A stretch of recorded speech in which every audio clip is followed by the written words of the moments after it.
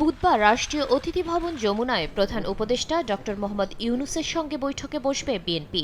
দুপুর 12টায় বৈঠকে যোগ দেবেন দলের মহাসচিব মির্জা ফখরুল ইসলাম আলমগীরের নেতৃত্বে শীর্ষ পর্যায়ের প্রতিনিধি দল।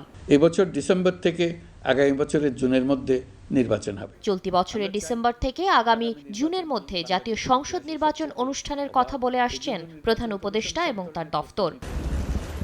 এমন ঘোষণায় বিএনপি যে আশ্বস্ত নয় তা বারবারই বলে আসছেন দলের শীর্ষ পর্যায় থেকে সর্বস্তরের নেতাকর্মীরা। সুনির্দিষ্ট রোডম্যাপ দিলেই কিন্তু আপনার রাজনৈতিক সংকটগুলো যেগুলো আছে সেগুলো কিন্তু অনেকাংশে কমে যাবে। তাই অন্তর্বর্তী সরকার প্রধানের সঙ্গে বৈঠকে সুনির্দিষ্ট রোডম্যাপ ঘোষণার বিষয়টি প্রাধান্য পাবে বলে মনে করেন দলের সিনিয়র নেতারা। নির্বাচনের প্রস্তুতি কেন্দ্রিক কাজ শেষ করার তাগাদাও থাকতে পারে দলটির পক্ষ থেকে। আমরা নিশ্চিত হতে চাই যে জাতীয় সংসদ নির্বাচনের লক্ষ্যে মাননীয় প্রধান উপদেষ্টা যদি দ্রুত রোডম্যাপ দেন তাহলে এই সমস্ত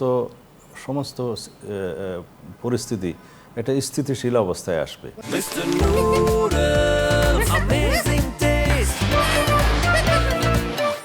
এই সরকারের এত দায়িত্ব না যে মূল সংস্কৃতি ধরে নির্বাচনকে বিলম্বিত করা।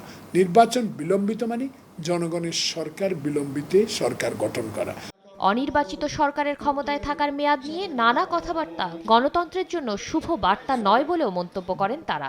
আগেও যেভাবে কথা বলেছে এখনো জনগণের প্রত্যাশা পূরণে যা যা প্রয়োজন সেই কথাগুলো দল বলবে বলে আমি আশা করি। সরকার সংশ্লিষ্ট অনেকেই বিভিন্ন বিষয়ে শেয়ার করছেন যাতে করে মনে হয়েছে একটা বিভ্রান্তি সৃষ্টি করার প্রয়াস পাচ্ছে যে এই সরকার যেন অনির্বাচিত অবস্থায় অনির্দিষ্টকাল ক্ষমতায় থাকতে পারে, যেটা গণতন্ত্রের জন্য শুভবার্তা দেয় না।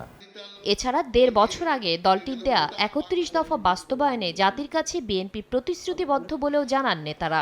এদিকে ১৭ এপ্রিল জাতীয় ঐক্যমত্য কমিশনের সঙ্গে বৈঠক রয়েছে বিএনপির।